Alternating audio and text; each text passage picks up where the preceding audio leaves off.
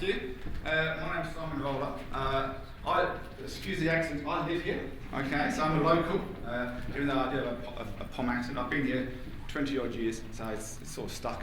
What we're going to do is, as it says here, obviously, like Matthew, I'm a creative consultant, but I'm also a SFIA council member. So there's about 20 people in the council worldwide, and our job is to help develop and grow SFIA and really evangelise about how SFIA can be used inside organisations. So as part of that process, we thought we would give you a bit of an update as to what SFIA is doing here in our region, in Australia and New Zealand, and potentially Southeast Asia versus the rest of the world. So just a few slight housekeeping things. This is what we love about SFIA. A is free, that's always a good thing. But the other thing is it's very collaborative, very low key. So we're not going to have people spend a lot of time introducing themselves. None of the speakers will do that. So because it's really about the content, not about the individual. Okay? So I won't spend a lot of time talking about me. In relation to today's presentation, what we're going to do is really talk to you about how SFIA is used in Australia versus the rest of the world, but also some of the analysis that we've seen in relation to the skills that people have and the skills that we need inside our region. So as you can see, Australia has a huge amount of growth, Australia and New Zealand, huge amount of growth in SFIA over the past 18 months. So for instance, when the worldwide conference or the launch of SFIA happened in London at the beginning of July, there was 150 odd people, is that correct? In Australia and New Zealand here, we've got 121, which is amazing. Yeah. So the fact we've actually got 121 people here today shows you the level of interest that we actually have in SFIA in this country and also in New Zealand. Huge amount of growth in the past 18 months. We've almost doubled the amount of usage in SFIA in an 18-month period. So Australia and New Zealand is the fastest growing country worldwide for the framework. So Australia loves SFIA. I can say that. Yeah, you can. Okay. In terms of the actual percentage of users, as you can see, we are very much punching above our weight in relation to who's using SFIA from a worldwide perspective. Obviously, UK, with the heritage of SFIA has been around for 14 years. So SFIA has been around for a long time, and there's a very strong UK presence in relation to how SFIA is used. But 22% of the world, we are 22% of the world usage of the framework. Second only to the UK. And considering the size of Australia and New Zealand, that's a massive endorsement that we've had, and something that we should be very, very, very proud with. The interesting one there is going to be the US. Yeah. So US and Asia, China, India. So some of those countries are just beginning now to adopt SFIA, and once we see those countries come into play, that graph will obviously change because just the sheer mass of people who are going to be using SFIA will obviously change. In terms of Australia, as an example, so when you look at who's using SFIA inside Australia, our friends Queensland here have done a really good job. Queensland were leading the way in the way that SFIA was used. Okay, they were really much the early adopters of SFIA within the region, and a lot of that goes to the Queensland government. So the Queensland government created their capability leadership framework a number of years ago, and embedded SFIA into that capability framework. They did a really good job in doing so. They've integrated that into many of the roles that they have inside Queensland government.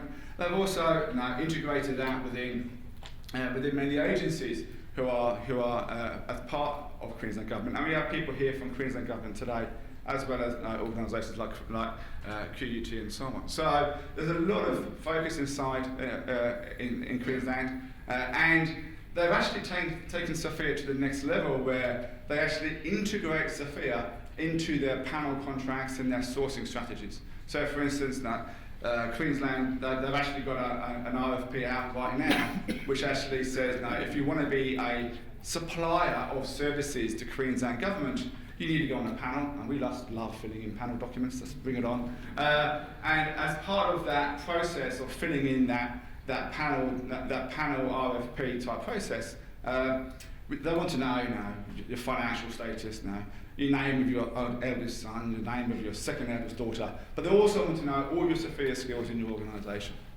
which is a wonderful thing, because they want to use that panel to reach into their supplier network and gain access to those skills and those capabilities within their suppliers as part of their extended sourcing and procurement strategy.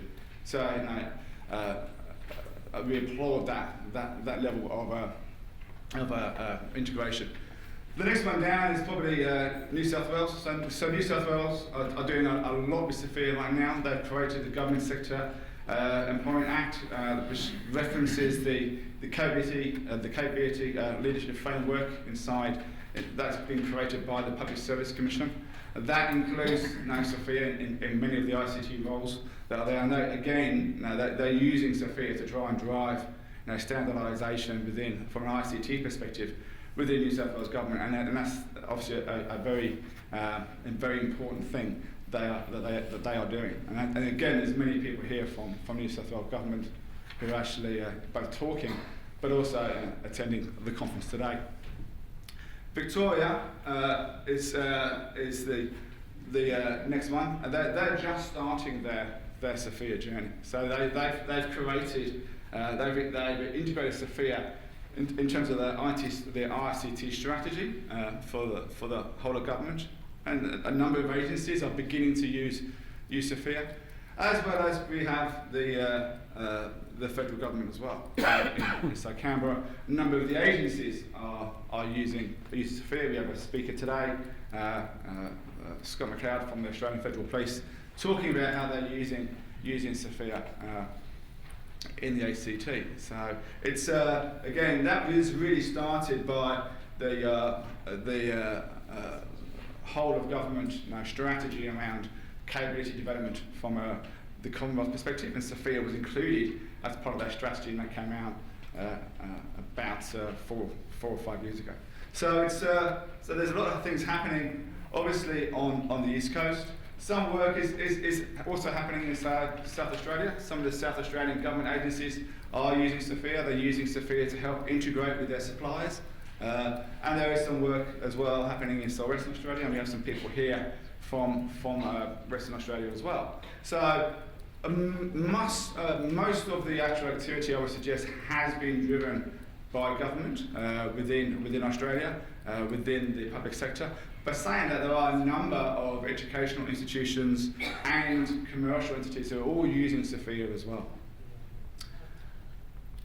In New Zealand, it's obviously a smaller country in terms of population, and no surprise, the majority of the people who are using SFIA are based in Wellington. That's mainly because of the public service, and that's where they are focused. But obviously, 33% are in Auckland as well. So again, especially from a whole of government perspective, many of the agencies inside New Zealand are very much looking at how they can use SFIA to standardise their skills, standardise their roles, and really share resources across multiple agencies. Okay? One of the main reasons why SFIA got created back 14 years ago was because the UK government were tired of not being able to share resources between different agencies. They wanted an ability to have a BA from one agency work for another agency and have a good articulation as to the skills required to make their work.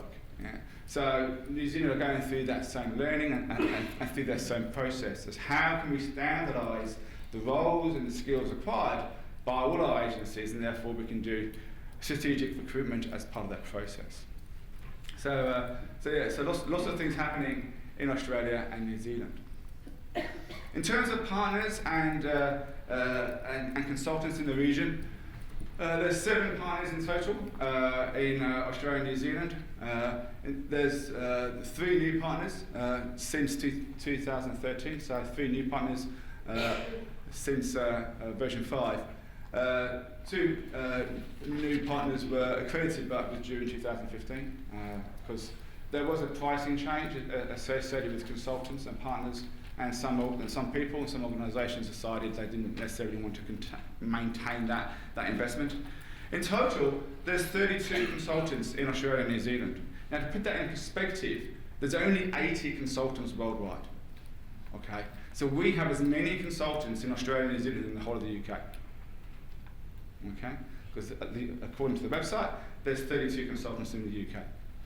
So we are very fortunate in terms of we actually have a large support base, not just users who are using SFIA, but consultants who can help organisations implement SFIA, and that number will just continue to grow. We've got about 7 consultants here today presenting to you, so it's a wealth of knowledge within the conference. In terms of new consultants, 9 new consultants were accredited in the past 18 months. So that tells you the level of interest that we're seeing inside SFIA. So the good news is there's always going to be that support network for organisations who do actually want to implement SFIA. Okay, so that gives you an understanding as to where we are in relation to SFIA, how it's being used, where it's being used within our region. What I want to do now is talk to you about a skills snapshot as to what skills we have in the region using SFIA. All this data is SFIA version 5, because we're looking at 1,500 individuals that have been assessed and validated, and looking at the skills those people have and what we can learn as part of that process in terms of the skills we have inside Australia and New Zealand and what skills we need moving forward. So the first thing I'll draw you here is that this data is driven from 15 different organisations across 2 countries. Okay, so there's a couple of organisations in New Zealand, the rest of them come from Australia. There's a lot of them from government data, but we've also got some utilities and we've also got some education as well. So we have a broad mix as to the type of organisations that are actually represented. The sizes of the organisations vary from, in terms of pure IT, 30 people to about 400 people. So again, quite a broad range. Over here, we see the first data point, which is about validated skills versus self-assessed skills. Okay, so Matthew mentioned self-assessment, and many people will have gone through a self-assessment type process. What we see here is the green is an understanding or an appreciation as to how people self-assess themselves when you ask them to do a self-assessment. Okay, on average, when we ask people to do a self-assessment, they would do between 13 and 13.5 skills per person. After validation, it generally comes down to about 8.25. And that isn't because people are being dishonest. A lot of it is because they don't necessarily understand or interpret the skill effectively within the assessment process. Yeah? They get confused as to what a particular skill means, and so on. So when we go through a validation process, we're able to narrow down as to what are the core skills that person may have and take away any ambiguities. Now, as you can see, the actual validated skills are very similar to the unvalidated or the self-assessed. But in areas of strategy and architecture, there's quite a bit of difference. Yeah? A lot of people think they have skills in strategy and architecture, when actually, from a realistic perspective, post-validation, many of them don't. Yeah? And that's something that we all need to address, because people, as a classic example, a lot of people would put them down, would select the research skill, which is part of strategy and architecture, as part of the process. But using Google is not research. Okay, one should not get confused. Yeah, and for those of you who work in universities who are actually running research grants, you understand what I mean by that. So yeah, there is a general misunderstanding or lack of understanding in relation to how some of these skills work, and that's why we point out, the validated data actually helps us understand better what skills we actually have. In terms of the levels of responsibility, now Matthew mentioned 7 levels. What's very interesting is that almost 80% of all the skills are between levels 4 and level 5. Okay? Level 4 are very much task-orientated type individuals, whereas level 5 are very much broad outcome. working to broad outcomes, very much outcome driven, yes? So our challenge is how do we move people from 4 to 5, okay? 11% of people are at level 3, so they're coming through the organisation. And obviously our senior leaders are level 6s and level 7s. And that's fine, we don't have to have everyone at level 7, One of the things that we see quite a lot is, you don't actually have to put level 7 skills into a role unless that person needs to be operating at that level, okay? As mentioned by Matthew, level 7 is very much about leadership in the industry, not just managing the organisation, okay? So understanding, do we need those level 7 skills is actually a very important question. But what is good to see now is a very strong alignment between level 4s and 5s, because that's the workhorse of IT, okay? The challenge is, how do you actually bring people through, okay? Now level 1 and level 2, there's only less than 2% of the people in our organisations are at levels 1 and levels 2. And that talks to graduate intakes, it talks to cadet programs, where we're bringing people in from school and from college into IT and nurturing them through the levels. Yeah?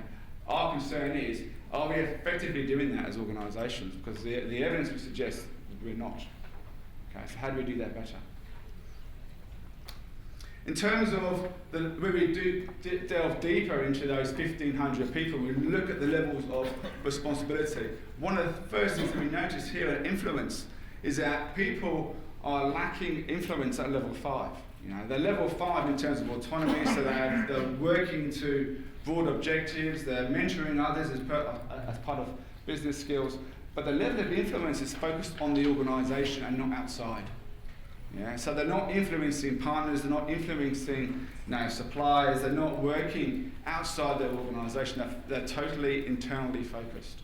And that will stifle growth and stifle development of our people.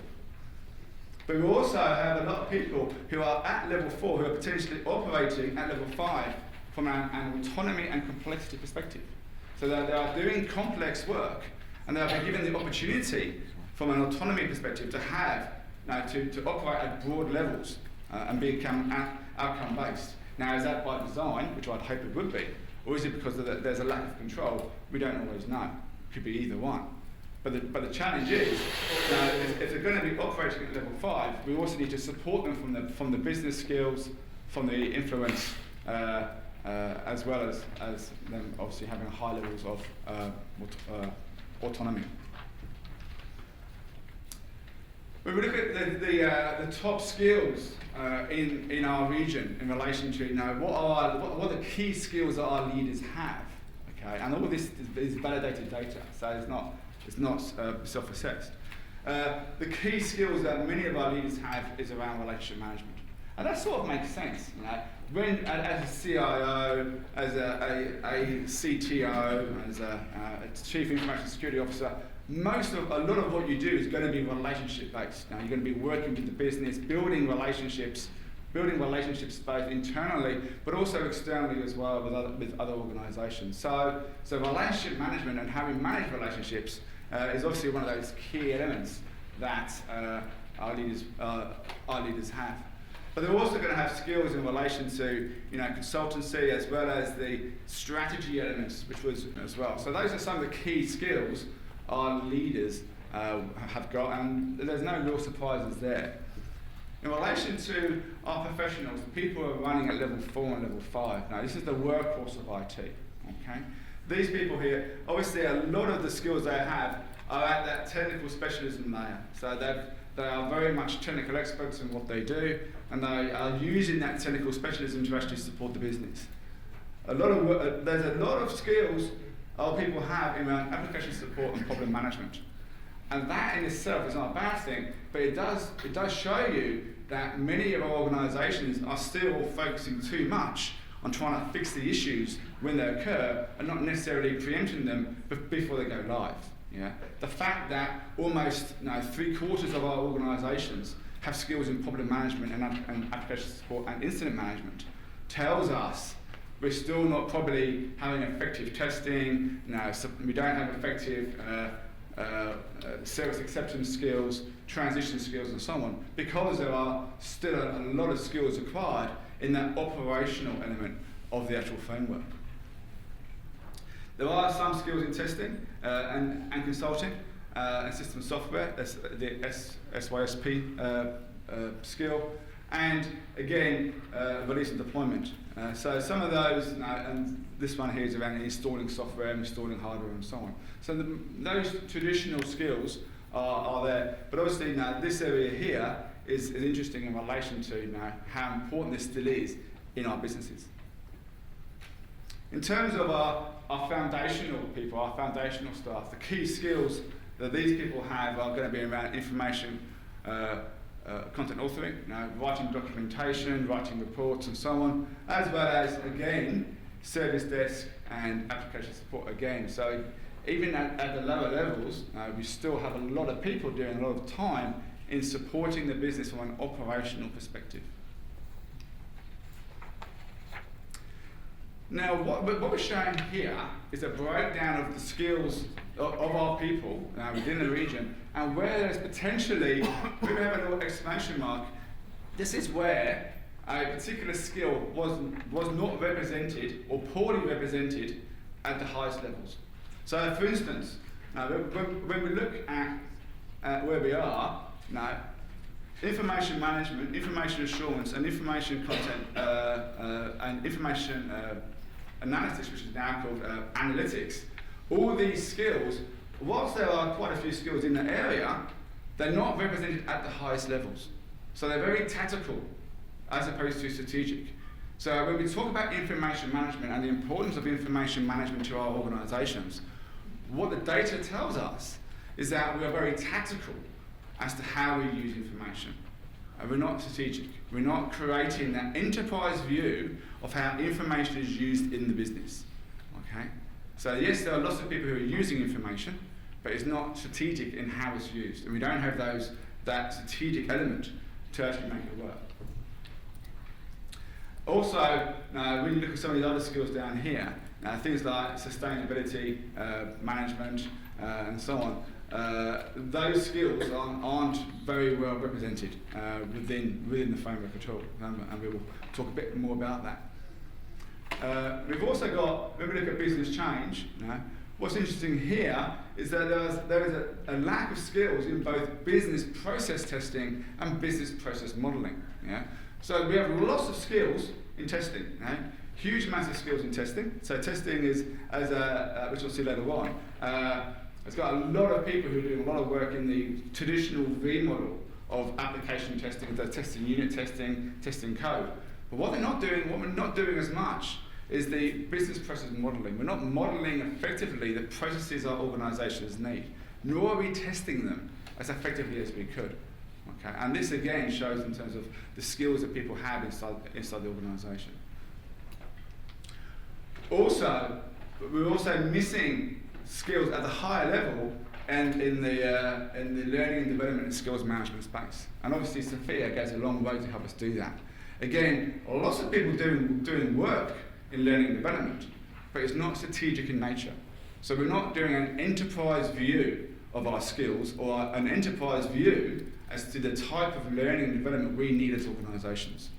Okay. In terms of solution development, as you can see here, huge amount of people testing. But again, even at testing, at the highest levels, it's not well represented. So lots of people doing low-level testing, but no one owning the testing process across the whole organisation. Okay? So actually creating standards and methods and processes as to how we do testing. Also, there's a lack of enterprise strategic view around how we do design. So again, lots of people are doing design, and obviously solution developers, application developers, and so on. But from a strategic perspective, there's no one setting the standards as to how we do design. What are the processes that we're using?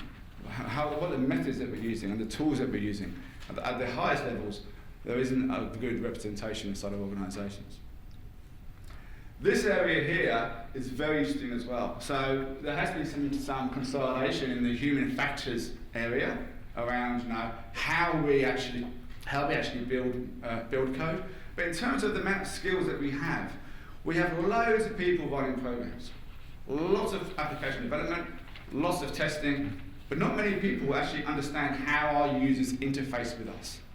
Okay? This is now looking at websites, looking at how users integrate with IT and the systems that we create. So we are still very much, 20 years ago, now we were still doing this. We were still building stuff and then trying to explain to people how these things work, rather than actually doing stuff around user evaluation now and user experience to see how do people want to interface with IT and so on.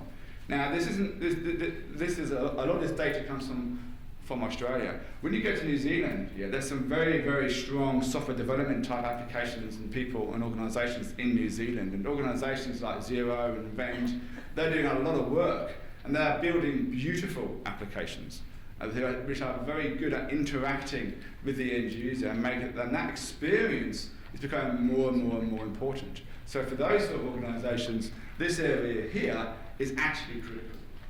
Okay, so what we want to see more is have people with a great understanding of how they integrate with technology and how they integrate with the end user, not just the business. In terms of service management, now that's the version 5 now for it. Again, what's interesting here is that there's a lack of skills around capacity and availability management from an enterprise perspective. Now, people are doing availability management, and they are doing mean time between failure and things like that, which is great. But our view is, because of the use of platform as a service and cloud computing, now capacity on demand, we've got lazy. And do we actually need to do capacity planning anymore? Do we actually need to have those skills in place? Because if we want more, we can just go and buy it. So therefore, we have got a bit lazy at the enterprise level to actually how we actually address availability and how we address capacity management as an organisation. Now, whilst the infrastructure side we can get on demand, the people side and the other services aren't necessarily that easy to actually supply. So that skill we do actually need to manage. Service level management as well. Again, there's lots of people doing what we would call tactical service management. They're measuring service levels and they're seeing key performance indicators and they're measuring the adherence of service levels by organisations. But what they're not doing is creating an enterprise view of how we actually manage services across the organisation, to build that enterprise framework of service level management. So those skills are also missing. In terms of procurement, contract management support and client interfaces, again, what's interesting here is that there is an overarching lack of skills around quality management. And it may be that those skills aren't in IT. Maybe someone else has those skills within the organisation and it's not pulled out in the assessments and the validations that have been done because it's not seen as part of IT. But what's interesting is that there is such a low level of representation around quality management, quality assurance, quality standards, that does raise the question as, how well is that being done? How important is quality in the organisation? And the other thing which is also very interesting as well, there's also a lack of maturity in the procurement and supplier relationship management skills, but lots of capability in IT contract management. So that sort of implies to us that we are managing suppliers via the contract. So lots of work is done in building a tight, efficient and effective contract that we can actually use to manage our suppliers. But the actual ongoing supplier relationship management, the ongoing partnering activities around building service improvement programs, managing the relationship, managing exceptions, but also having a end-to-end integrated procurement strategy as to how we interface with some of our suppliers, especially around things like cloud and platform as a service and software as a service type models. Those skills are lacking. We have lots of skills at the level 5, which is the tactical level, but at level 7, which is actually defining how we do it across the whole organisation. People manage the suppliers individually. So there is no strategic enterprise view as to how we're going to do this and what frameworks we're going to use to make it, to actually have it done efficiently and effectively. So it's, and I think as we drive down and rush towards the cloud, these skills have to be in place. Otherwise, no, we're not going to get the outcomes that we actually want. And lastly, now in terms of sales and marketing and client interfaces, now unless you're a service provider, you may not have sales skills or sales support skills, and that's fair enough. You don't necessarily have government organisations or commercial organisations write proposals and sell things. But you still do need a level of marketing. Yeah? You still need to market the value of IT to the organisation so the organisation understands better what we can do. And again, in many of the organisations that we've been in, IT does not have any marketing function.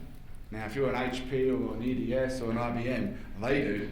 Yeah? And they're going to be marketing to the business on a regular basis. And if IT is not marketing its value to the business, then don't be surprised if you get outsourced. Because if you're not explaining the value as to what you're providing, then what business value does your client actually think they're actually getting? So again, that marketing skill, now there is some skills there, but again, it's not strategic in nature. It's not an enterprise view as to how we market to the business and how we actually drive value. So there's a few observations in terms of the data, and this is, I think, the first time ever in the world we've actually been able to assess 1,500 people across 15 different organisations and actually look at detail at things like levels of responsibility and the skills that we have in our region now, but also what we're going to need in the future. So our top 10 observations. Now, we need to help our people to extend their influence. Yeah, how do you get people from level 4 to level 5? So at level 5, they're mentoring, they're influencing people outside the organisation. They're very much outcome based. Okay, and it isn't just about putting people on training courses. Now, SFIA is about the application of knowledge, not the acquisition of knowledge. So how do we help them apply that knowledge in an environment to get them to demonstrate the skills they have at level 5? So we can actually get them to that professional level that is recognised by the organisations like the ACS, the BCS, the IITP and so on. Information management skills will be a premium. Yeah. Now, a lot of people, we are very much data-rich, information and knowledge poor. We have an awful lot of data, okay, but we don't necessarily can translate that into knowledge and wisdom. Yeah. So how do we go from data to being more rich in information, and then from there to knowledge and wisdom? So information management skills, which isn't an IT thing, it's a business thing, is going to be a premium in the future. And especially at the strategic level. So how do we get that? How do we drive that behaviour inside of organisations? We need to be more strategic as to how we spend our learning and development dollars, and build more strategic plans around the solutions that we have around learning and development.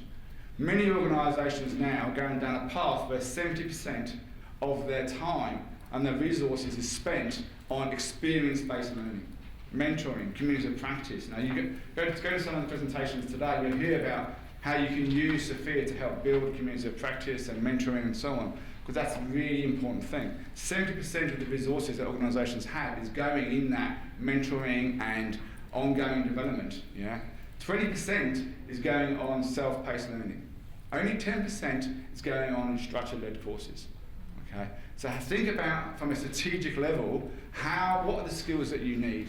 How can we integrate SFIA into those skills, into those learning and designing packages, and how can we build an enterprise view around learning and development? Because again, those skills are the ones that we need moving forward.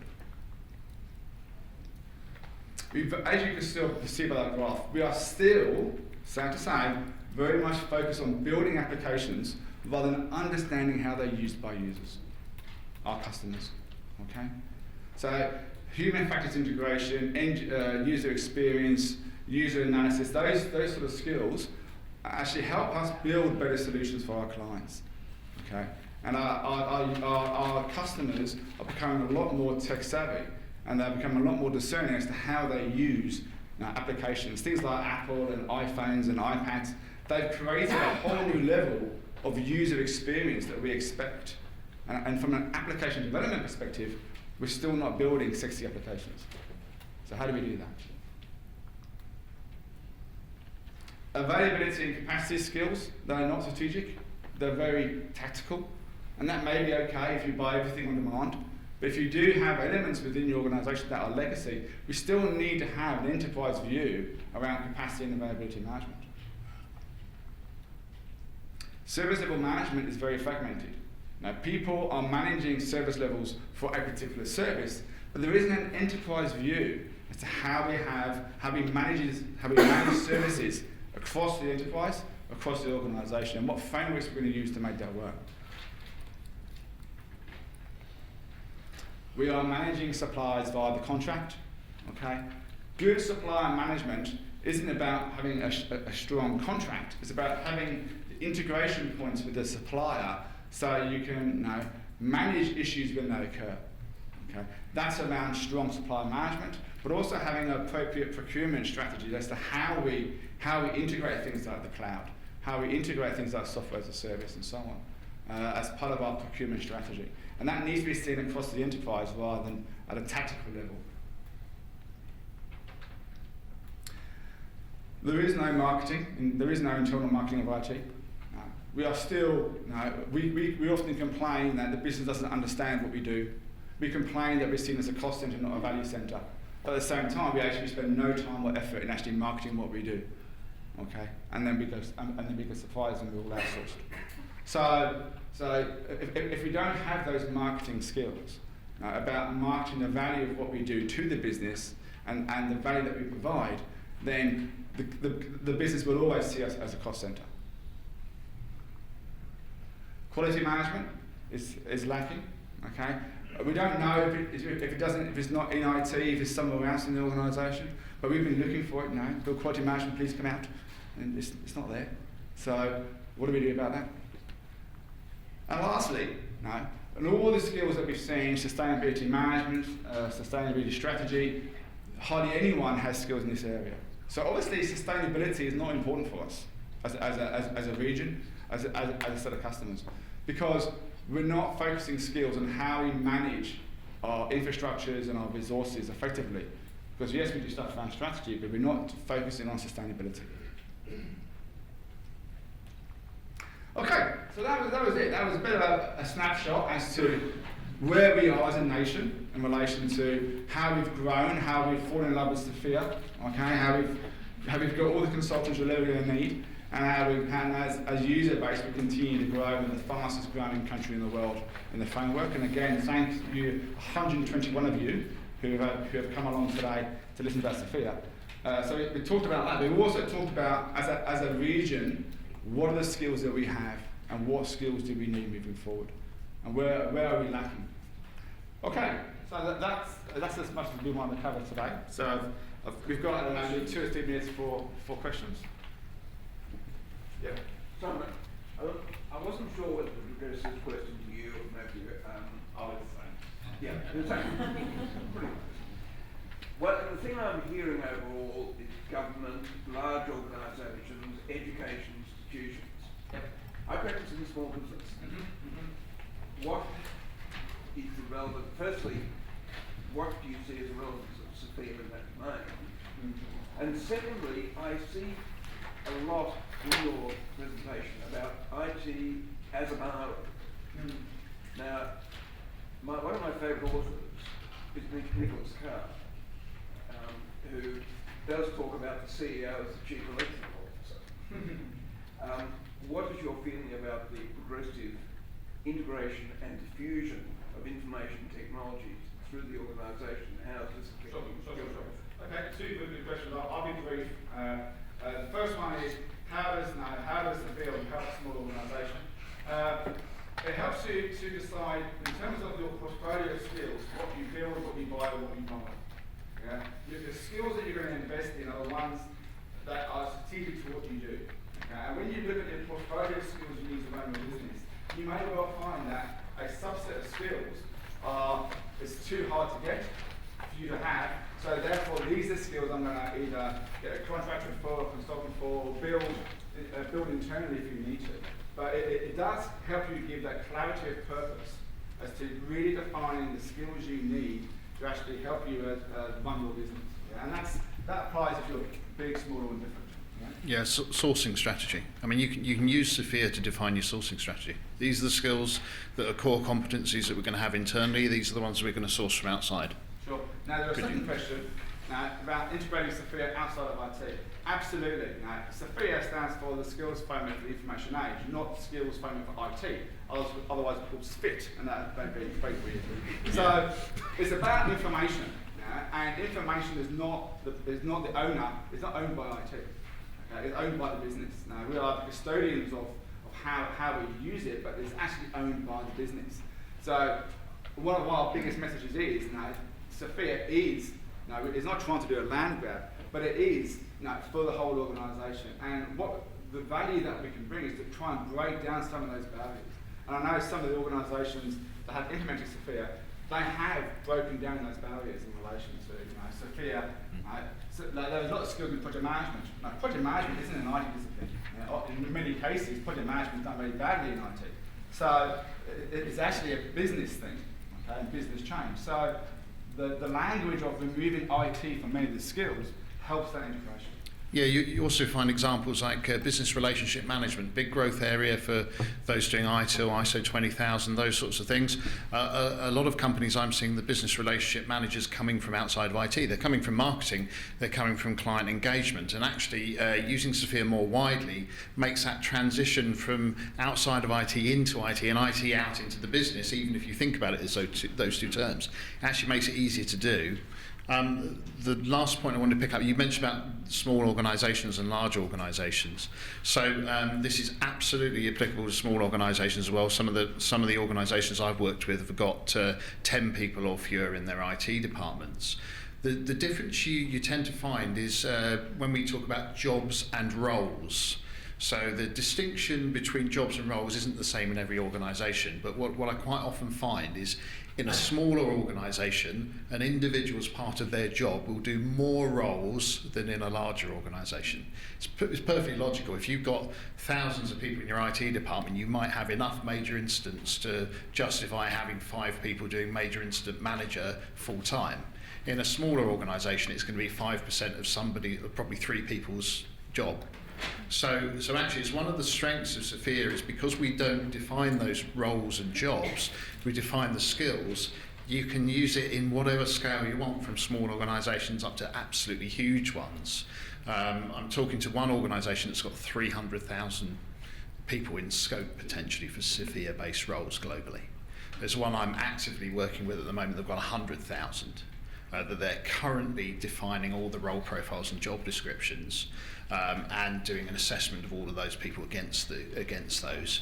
But as I say, I've got departments with 10 people in their IT department as well. Any more questions? I'm between you and coffee. Okay, no, that's brilliant. We're Thank you, Simon. here all day. Yep. Yeah. And we're doing tomorrow as well. There is training as well. I didn't mention it, but there is foundational and advanced training tomorrow as well, so we're here tomorrow as well. But now we'll be around all day as well, so any questions for me, come and look at them. Okay, so a quick time check and just to thank you, Simon. Thanks very much for that.